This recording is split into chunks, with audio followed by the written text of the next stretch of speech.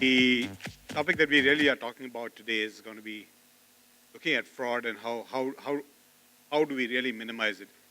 This is a sort of an industry-wide problem, and let's go a little deeper into it.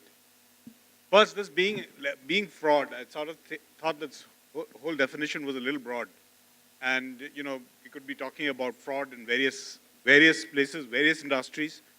Uh, so the objective today is going to be basically talking about fraud more from a digital advertising perspective rather than anything else to give some perspective. Now, let's begin with, I mean, yes, as far as the internet advertising is concerned, fraud is something that has been around for a while. It's been growing in an unregulated way. There have been bots, scammers, questionable traffic. There have been a number of other ways in which it is. It is across both the mobile industry, the web. It is from traffic coming in from the performance perspective, or it is from a branding perspective. I think across traffic sources, large, small, all of them, this is something that has been of a huge concern and something that has been discussed pretty globally across. Let's look at what the scale is. We're talking about ad fraud being something close to about 20 to 25% of the total spends we really are talking about is on fraud. The various numbers that that people have been quoting, but yes, whatever the size, it is a significant sort of amount. And large advertisers have already started reacting. You would have read about P&G sort of reducing digital spends by about 200 million. Unilever has been talking about, has been also been talking about fraud and content areas, which are significant steps and that need to be taken. Let's looking deeper. What are the various types of ad frauds that you're talking about? So yes, first, when you're talking about the type of ad frauds that we're talking about is, let's look at a video. How many people are really generally looking at my video? If I am saying that 100,000 people is my completed views, does genuinely 100,000 people have actually seen my video? Yes, no. There are multiple ways in which people have been using or gaming the system to be able to really look at things. There's non-human traffic, there is intentional misrepresentation, or if it is eventually coming in terms of the areas. Bots, we're talking about domain spamming. So there are a number of ways, and we'll talk about how each one of them are going to be significantly affecting this whole thing. And then finally, and most important, is attribution. How are people really looking at gaming the whole system to be able to really drive it to their advantage? Let's look at some very simple steps that one really looks at to control this. One, the first and foremost, just look at your own traffic analytics. That itself should be able to give you close to 70% of your identification will happen there. Just look at it, you will be able to figure out which are the areas where you will be finding abnormal behavior, which needs deeper. Finally, second thing is the understanding or the acceptance of what is actually fraud. What is fraud to me might not be fraud to somebody else. So you would need to have an single standard we really be able to talk about. Today, if you really if you ask for somebody who's, how do you define a viewable video? Is it 30 seconds? Is it 3 seconds? What is it? There are multiple definitions that will be going in the market. I might be satisfied with 3. Somebody else would say that, yeah, I want my complete 60 seconds to be viewed. Yes, there is somebody will be pushing you harder. Somebody will not be pushing you, but yes, there needs to be some metric that agreeable in the market. Then final, the second thing is that how do we really implement? How do we really get the measuring platform? We will be talking, Michael, I think is going to be talking a lot more about that, but we need to have a third party verification process that is there. Somebody who's neutral to be able to really bring it out. Finally, talking about transparency, it's absolutely important that we really talk about how we will be looking at the various traffic sources where we are really going out and really talking about what is transparently available to it. Programmatic has become a very, very huge source of traffic for us. There are a number of websites which are driving in the traffic to you, but are they really doing what they are? Are they actually, there are processes that have been built across, and over the last year, the International Advertising Bureau has been working quite extensively towards building this there. And finally, who is responsible for controlling all? The advertiser, the network, the publisher. I think eventually, if you really look at it, it is the onus is on the whole industry. And that's what one of the things that the International Advertising Bureau has actually done. They have, over the last 1 year, created an trust tag, as they call it, trusted advertising group, where they're trying to really look at building systems in place which will be able to really take all the various aspects of the industry to be able to and look at building systems and processes which will be able to control this. Now, with this, I'm going to really open out to the rest of the panel. And, I want to begin by looking at it from the traffic aggregation side. So I will look at Anuj to really come and let us know about how, from a traffic aggregation point of view, he looks at things and what are the processes and areas that he feels are that he is taking towards controlling this. Thanks, Ajal.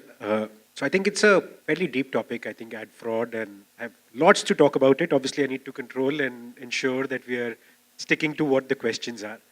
So I think from the perspective of, so if you see there are many players in the ecosystem, and the key question comes in, which you also highlighted, whose onus is it to really stop the fraud? At one end, you have got people who are selling traffic, they be the end publishers or the networks. You have agencies through which audiences and traffic is being procured. And you have attribution companies, and somehow within this community, you have everybody represented on this panel out here.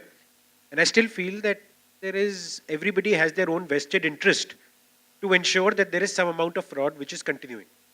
I think what is important and where we have seen is that it is very important that anybody who's serious about fighting the problem of fraud needs to build out tools and technologies to catch it the best they can at their end. So whether there is an agency, one is to do a lot of lip service and do talks around fraud. Second is really around building technology in terms of what best can they do. And similarly, from our side, I think our business is a lot more on the side of the ad platform where we are selling traffic both as a network and as a programmatic platform. It's actually spurred us recently to build our own ad fraud platform because we believe the problem is so deep that if everybody is not putting their hands together to solve it, there is no chance of it is getting solved. And the final onus obviously is with the advertiser because that is where the money is being spent. And whatever technology tools need to be deployed have to be deployed in an independent way by the advertiser, whereas everybody else in the ecosystem, whoever is selling, whoever is advising, whoever is doing the attribution, has to make their safeguards stronger because the guys who are trying to fraud us are really smart. And we need to have checks at each of our ends to ensure that we are minimizing this problem of fraud, which is rampant. And the kind of numbers I think you put on, I think it's, whatever be those numbers, I think there are several $billion and that 20 odd percent estimate, I think, is fairly universal, whether you look at advertising on the big two platforms, which is Google, Facebook, or you look at the advertising which is happening on everywhere else. So I think the fraud problem is everywhere. And I think that's where it's important for the industry to build tools while the advertiser has to adopt third party checks to really control it better.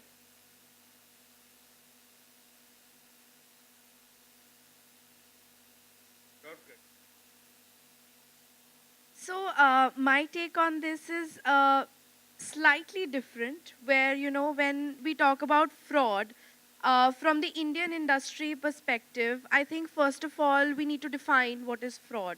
Like we all realized that, brands are the ones who are spending money. Oftentimes we see that what is okay with one brand or what is so wanted by one brand is the definition of a no-no by the other. So I think in the Indian industry, first of all, we don't even have definitions, we don't have regularization, like we spoke about IAB, tab in this panel and the previous one as well. So I think that needs to happen for sure. And secondly, when we are talking about fraud systems, when we're talking about tools, when we are talking about artificial intelligence, when on this slide we are talking about studying your traffic analytics, I think that's a little difficult, because when the brand is giving you a funnel and when the brand is telling you, I need these metrics in terms of impressions and CTRs and clicks and registrations and verified and stuff, how well can you study your own analytics, because everything is defined by a paper that the brand, by the brief that the brand is giving out. And how are we supposed to lay down all these rules and universify them? Paul so broadly brings across. I mean, how would somebody really build that funnel? I mean, he would have built the funnel by looking at his own analytics, and he would be wanting to what he is trying to do by giving you these metrics is that, okay, these are my defined numbers which I've, or percentages that I really see as being there. But what he needs to really also understand is what has happened previously is with fraud, and going forward is going to be that I want to try to clear out. So that the metrics that he needs to really understand to or accept to has to be a little different. Absolutely, absolutely. I totally agree with that. And obviously, there are metrics and there are benchmarks that we need. But we also do need to understand that each marketing channel is a different channel. It will perform and behave differently. And we cannot standardize everything by saying that, for example, if Facebook is giving me this performance, then a couponic segment or a cashback segment needs to follow the same, or it can apply to everything. So I think what we need to do is also be open to user behavior, to different modes of promotion, and then build these benchmarks and matrices to and be flexible around it, not just to standardize that this is what it is. So what I'm hearing actually is that there needs to be a lot more discussion in towards building in and getting to these metrics that we before we really absolutely agree upon. And this is I think it's more than the metrics, the intent. I think if the intent is clean, each one of us can have different metrics to find fraud. But if we are doing our bits to do it, I think that's what is important. And right now, that intent is lacking at a lot of places. So I think if we at least surface that intent, ensure that the industry is more, then the matrices may be different. It's fine. We'll still be in a better industry than where we are today.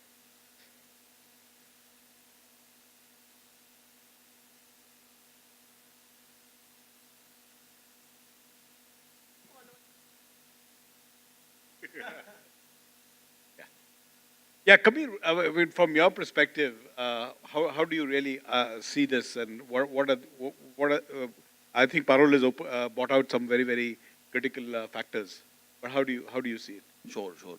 So I think first of all, as an industry, we need to actually. I was just speaking to Michael about this.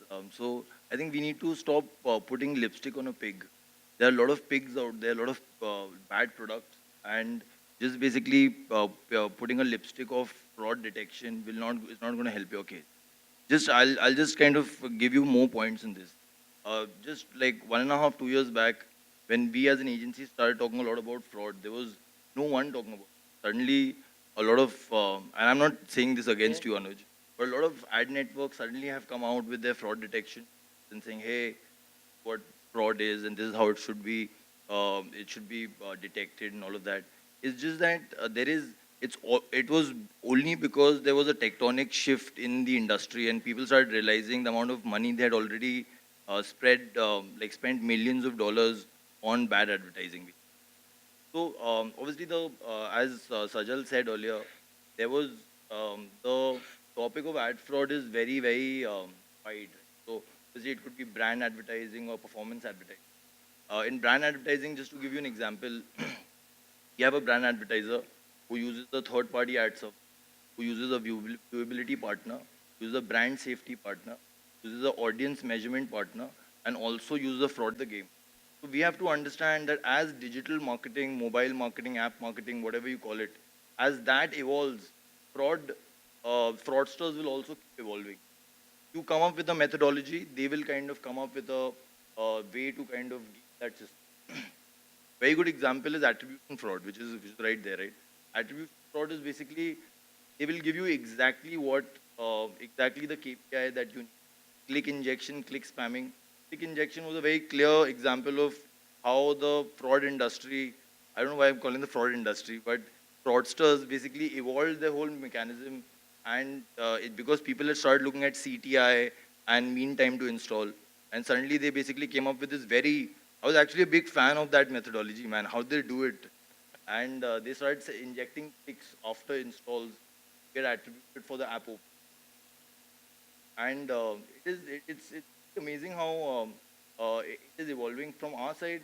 I think I consider three main reasons for there to be industry and this amount of fraud. And Sajal has pointed out $20 billion. $20 billion is something the kind of fraud that's been caught. Now we don't know what the real impact is. It could probably be $40 billion. So three main reasons I feel is one is unclear accountability, as Anuj said, agencies, ad networks, advertisers, as well, and publishers or whoever, they're all in it, right? See, as an agency, I can see that if there is everything is if there's no fraud, our revenue decrease, and so can I think these guys also say. Also, attribution platforms. I'm not sure if Michael will agree, but attribution platforms will also start losing a lot of money if they actually not have any. So there's no accountability as to who actually has to take the mantle and say, hey, this is how we solve the main issue here is we have to actually figure out who's the cop and who's our police officer, who's going to police. IAB has done a lot of stuff on the branding piece as tag and on the web part of the system, but there's still time on the app marketing side where there is like a player who said or a regulatory body who says this is definition where the buck stops. The other thing is, especially on the app marketing part, you see a lot of the extent the KPIs or kind of really don't know who you're buying from. Buying from an agent, selling it to an ad network, might be buying it from 6, 7 affiliates, and eventually it goes on to a public. So because of this kind of not clear transparency, which is probably there in programmatic and not on the affiliate side, see a lot of fraud. And the third would say client expect. Yeah, we see people selling advertisers buying at 20 cents. 20 cents. If you're buying an install at 20 cents, you can be sure you'll only get one valid install out of 100. I'm telling you right now, not possible. The advertising that's bought. Sorry. So in the advertising ecosystem, anything that's bought has to be bought on a CPM. Then it's calculated back to a CPM, and then it goes into a CPI or CPA. In India, people buy it on a CPI and they think that they've put all these fraud detection methodologies. So I think advertisers have to be realistic in terms of what is their goal and how they can achieve it. I think these are some of the few reasons we can discuss later a lot of time. No, that's absolutely good. Michael, I would want to sort of understand from you, is that when we're looking at the number of tools that are available, and what is the importance of having a third-party tool, third-party independent tool, to be able to drive and be able to really, uh, and the clear metrics that one will really want to see from, coming out of these. Sure. Um, just to start with, my name is Michael Waknin. I used to be the CEO of Absolar. I don't know if you guys know, but we merged with a company called Singular. So I represent the merged company today here. And Absolar is an attribution tool. You've used the word independent, but both Kabir and Anush said, attribution providers will see their numbers go down if they catch fraud. I somewhat agree with that, but I take objection to the case of Singular, and let me explain. I think the reason they're saying this is because most attribution providers, and Absolar at some point used to do that as well, charge their client mainly on a install basis. The more install we attribute for you, the more you pay us. So, of course, if we catch fraud and do it the right way, which is on a proactive basis, meaning before the final attribution is done, we catch the fraud, and therefore we do not do that final attribution on a fraudulent install, yeah, it will hit our bottom line. But at Singular, we've recognized that, and we don't charge fraud on a install basis. We actually charge our service on an ad spend basis. And because of the Singular merger, which is basically a campaign marketing analytics, we have the ability to capture all of your marketing spend and give you ROI on that using the attribution. So we've actually did away with any conflict of interest. And I think that's the first thing to do. You have to have an independent third-party tool. Now, once you have put that in place, which is basically just a business model change, you really need to actually work very hard on putting together a good fraud prevention service. And it's an ever-moving target. You know, I like to say that the amount of spend, we're seeing billions of dollars of spend, is basically like the center of gravity for fraudsters. The more money there is, the more they're gonna be attracted. So even if you catch something today, they're gonna come up with something else. So the first thing that you need to know is not that you have a good solution. You need a good solution, but you need a group of people that understand fraud behind that solution and are committed to continue to analyze data because fraudsters come with new ideas. Take the example that Kabir has explained. He talked about click spamming and click injection. This falls into the category of attribution manipulation. So as you may or may not know, but I'm sure that everybody here knows, on the mobile app marketing, which is really what I represent here in terms of perspective, it's a last click attribution. So if you have the click with the most recent timestamp, you get the attribution. So what do these guys started to do? They started carpet bombing, putting spyware in your phone through an app, and then carpet bombing clicks in the hope of having the most recent one. And they got caught. So they became more surgical. And they did click injection. In other words, they are waiting to see the install. And then they take a few milliseconds, less than a millisecond, timestamp, and they inject a click. And that's where we came up with TTI, time to install. And only when you have access to a lot of data, you can actually run a bell curve analysis to understand if you have an outlier in terms of TTI. And if it's too short, then you have somebody there. So to step back, it's an ever-moving target. To finish the second part of your question, what kind of stuff you need to find on these tools, you really have, when it comes to mobile attribution, mobile fraud, you really have two categories of fraud. You have fake users and you have attribution manipulation. We just talked about attribution manipulation. Attribution manipulation by capturing fraud. Two, you need them to be good at capturing fake users. Three, you need to have them be good at capturing attribution manipulation. And four, you need to have them completely committed on research and development by looking at data all the time, because these fraudsters are really evolving and will come up with something new next month. I think, So just to add a point actually, because a lot of us basically, a lot of advertisers I've spoken to, they feel that Google and Facebook, okay, there's fraud in everything. Let's not run anything, just run Google and Facebook. Obviously, Google and Facebook should have less fraud, but if you actually look much deeper into the data for GDN or the Facebook audience network and all of which is actually not in control of Google fully, it's like an ad network piece. You do see suspicious activity. While obviously Google and Facebook are on top of it, like every other ad network, how Apple is also fighting against ad fraud by using a fraud detection system, Google is also doing it. We have heard recently the refunds that Google has given back in the last 6 months, and Facebook audience network is they've hired a few engineers which basically work as a fraud detection team. So we should not assume that there's some inventory which does not have any fraud. There is fraud on all types of inventory. Just that if we actually keep our business metrics, KPIs, and certain tools in our and certain regulation on our side, we will be able to actually mitigate it. We can't obviously replace it altogether.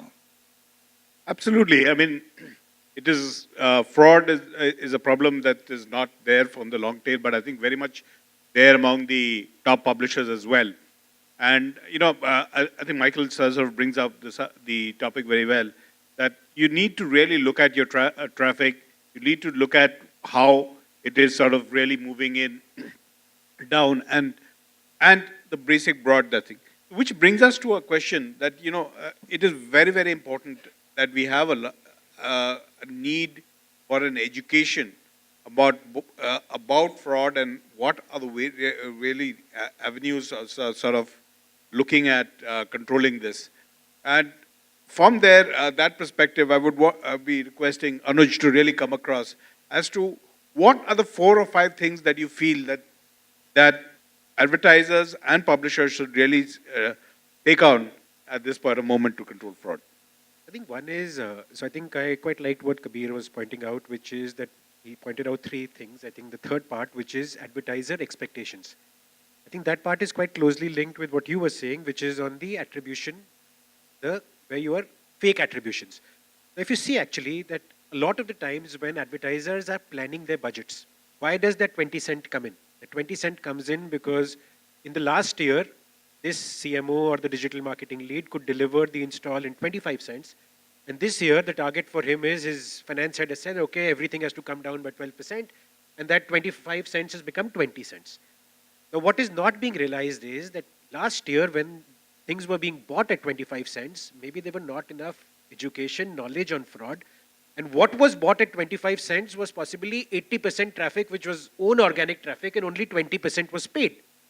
Now, because the benchmarks have been set that way, this guy has to buy another year's plan with 20 cents, which means that the only way that plan can be delivered is by delivering the same or higher amount of fraud. So how does this stop? And for stopping that, somebody has to go out there and bell the cat and say that, you know what, I spent $5 million last year. In that $5 million, I was buying something for 20 cents or 25 cents. And you know what? I think around 70-80% of that went totally waste because it was my organic users were being hijacked successfully by somebody. And this kind of a thing, which is if anybody is going out as a digital marketing lead, going out with their finance team saying that 80% of the $5 million which they spent were wasteful, I think is a fairly brave thing to do, which I don't expect many people to do it. And that is the reason that you are caught in a maze that now you've had fraud in the past. You didn't have enough education. The fraudsters were much smarter than every advertiser or every person sitting out here. And that is why they have successfully frauded us for a long time. And when we have become aware, we have realized that the people who have got the money really have the constraints because they have their past to look at. So I will say that if past is not your benchmark of deciding pricing and common sense is, Because if common sense is what is deciding pricing, then you can seriously back calculate that at that 20 cent, if you're buying an impression in a back calculated way, you're buying an impression at some 1 cent CPM or even lower than that. So, and I think if common sense is the driver, then decision making will be better. If past is the driver, we'll keep having forums like this, we'll keep having discussions, everybody will do invest in tools, but those tools may not lead to value because the guy who's putting the money on the table, while he wants value, is not ready to pay for that value. And just to add a point, there's this very famous phrase called "data doesn't lie." In the last 2 3 years, we've seen data does lie, and it really lies, and it can actually, like, if you go too deep into the data without actually applying common sense, you might actually be losing millions of dollars. And I think the fake attribution actually makes it much worse because traditionally what people expect is that whatever is fraudulent, if you see any downstream metric, if somebody has bought activity which is say an install and he's saying that okay, how many sales happened, if your natural assumption, and which I see a lot of people within the community also feel, were that okay, you know what, if somebody is frauding, then at least on the downstream metrics he'll look bad because he's got fake users. Correct? So the guy will not buy from me if it's an e-commerce site. But here, as Michael also said, that as 75% fraud is the misattribution, this guy, which is wrongly been attributed, actually comes out as the best guy. So the network or the publisher who's frauded, on quality metrics, he looks the best because you know what? All his transactions anyway had to happen because he had only organics. So it's a very tough, so any dashboard you're looking at, and this partner is the best. Whereas you know what? If he's the best, then he could well be the worst. And that is where you need to dig deeper and figure out tools to check that. Right. And sorry, so just one small point is that just coming back to the common sense part, right? And exactly what Anuj was saying as well is that a lot of times we just basically go so deep into the data that we basically the ROAS or looking at your BI data and all of that, we actually forget. So we've seen so many examples of clients basically. If somehow you have some random Chinese publisher which is giving you better performance than Google and Facebook, there is something suspicious. Suddenly, a Chinese publisher did not get more inventory than Facebook or better inventory than Facebook. So it's not against Chinese, but it's like if someone's there. But I'm just saying that it is basically that there has to be some common sense, right? There has to be clear common sense that there is a certain type of a partner and he can provide me certain level of inventory. It can't provide me everything in the world. I just want to take 30 seconds to build on and reflect on a point that Anuj just made. When you think rationally, the people who should actually be completely behind an effort to combat fraud are advertisers. Because at the end of the day, it's their money.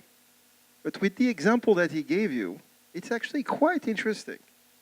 Where, you know, he talked about that CPI of 20 cents, and then the only way we can continue like this is to actually build a plan based on last year KPIs, and then there is that momentum of continuing with, so it's like perpetuating a lie. And it's perpetuating a lie, but it's really vicious, because what he's saying is that sometimes the advertiser is the problem.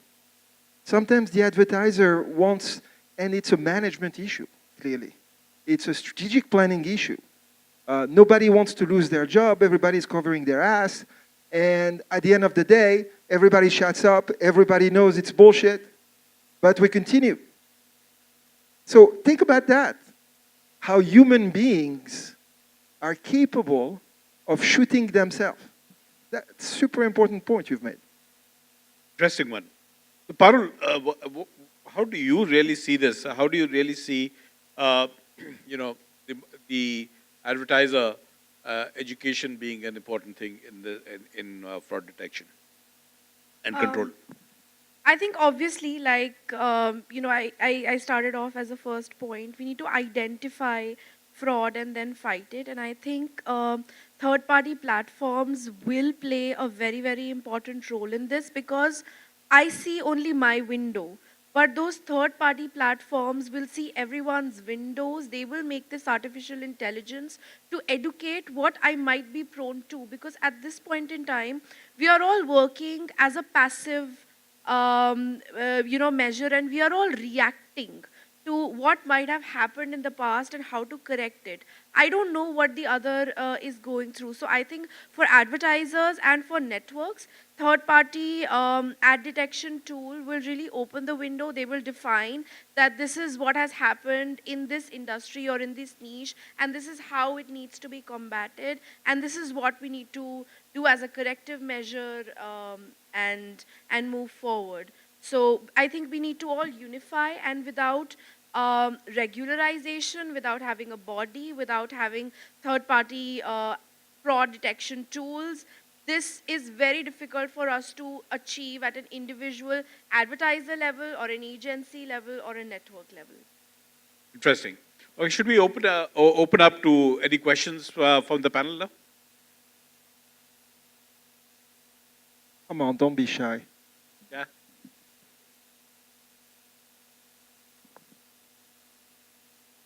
Anybody would like to ask any question? The gentleman there.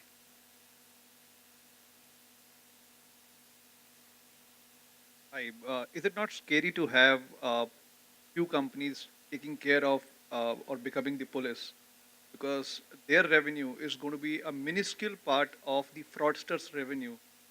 Fraudster's job becomes easier to manipulate now, lesser number of people. Since we are all speculating right now here, so I'm just raising a point that if there are three companies who become the industry benchmark for fraud control and they approve saying this quality is fine and this quality seems to be fraud, for the fraudsters who are making millions and millions of dollars, it's very easy to actually start controlling these three guys and take control of the industry. If you, I don't know if I'm able to communicate, but that's far more scary.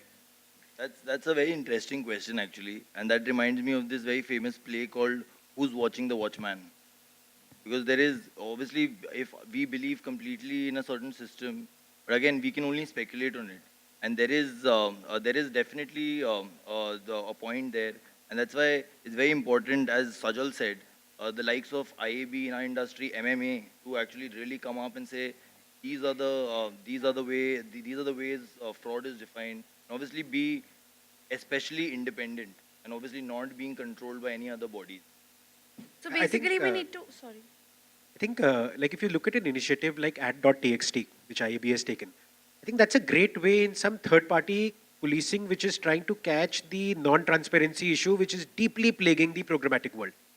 Which is that now, for those who possibly may not, so ad.txt is that there was, in the programmatic side, you have multiple people who are selling inventory on programmatic, who can claim that, okay, I am claiming as a network that this ad got served on the New York Times, where I have not even a relationship with New York Times. So what ad.txt does is it creates a database, which is a queryable database of authorized sellers and buyers. Mostly sellers, not buyers, authorized sellers. Now that is a great move. So that's what I'm saying, that now one is that we need to keep watching whatever safeguards we are building, but at least we need to build some standard practices. So on programmatic, IAB has done steps around that. I think for the performance marketing piece, I think somewhere we have lacked a body which is strong enough to regulate that. I think that is very, very important, because, and even with that regulation, there'll be challenges. There'll be people who will defraud that. Like, enough cases, you have RBI putting checks in India, and there is somebody who walks away with $3 billion of fraud. So there is enough and more. So if you put checks, you put bodies, doesn't mean you become fraud free, but you make it more difficult, and the fraudster has access to a lot of money. It's easy money, and that part is, every industry is facing that. Credit cards still get frauded. Those guys have been in existence far longer than the digital ad industry. So I think we'll always have it, but I think the policing is important and better done through a third party industry body than any vested interest of each one of us or anybody out here dictating that. We can be influencers, but not be the deciders. I'll also put a layman angle to it. So there needs to be law, and then there needs to be policemen. So when we say that there should be third-party, fraud detection tools, and artificial intelligence, what we need on top of that is a regularized body that defines what is right, what is wrong, so that what you're saying does not happen. Now, taking an example from the branding industry, now if you really look at it from a video viewability perspective, you have Moat, you have Nielsen, you have various other bodies who've really come across and sort of built uh, various tools to be able to really look at this your viewability. Now the question that really comes across is that even these bodies are equally susceptible to being influenced by the large sellers. So it is coming back to Anuj's point that you would need, you will have to have these bodies, you will need to back them, but at the same time, you will need to have a police on top of the policeman as well. And that's where a platform like a third-party platform will really come across and play. Yeah, but I understand the sentiment behind a third-party body to define what fraud is, but what I'm trying to say is that we don't. Fraud is an unknown, or rather, a known unknown. What I mean by that is we know there is fraud, but we don't know what it's going to be the fraud of tomorrow. So if you create a body, they're going to tell you what they know, which is the fraud of yesterday. You really need to invest in a team or a group of teams that come obviously with a technology, but that are dedicated to listening to the data all the time. That really is. I don't think regulation is going to help there. I'll just take like half a minute. So I'll just like to end this by saying I don't know if how many of you guys have seen this chart, which is a really nice chart, which talks about all the different types of frauds in the world or all the types of illegal activities in the world, and it's a low risk, high payout kind of a chart. So it basically shows ad fraud at the lowest risk and highest payout, while all the others, murder, kidnapping, extortion, theft, all of them have high risk and low payout. So just basically, if you just look at the philosophical angle and less regularization, just if someone wants to do an illegal activity, when was the last time you heard someone went to jail for defrauding someone on ad fraud, right? Just because there is no regularization. If someone does a drug crime, someone smokes a joint at home, there might be a few policemen actually going to their house and catching. But if someone does ad fraud, click farming from their house, have you ever heard of like people, the military, the army going there and catching them and putting them into the jail, right? So I think the regularization has to be much, much higher. We have to see at least one example of someone going to jail, or there has to be some policing, someone actually, a court case where it's fought, where there's litigation. There has to be something like that where people actually start taking action. I think there are some international cases. The Uber fetch case. Yep.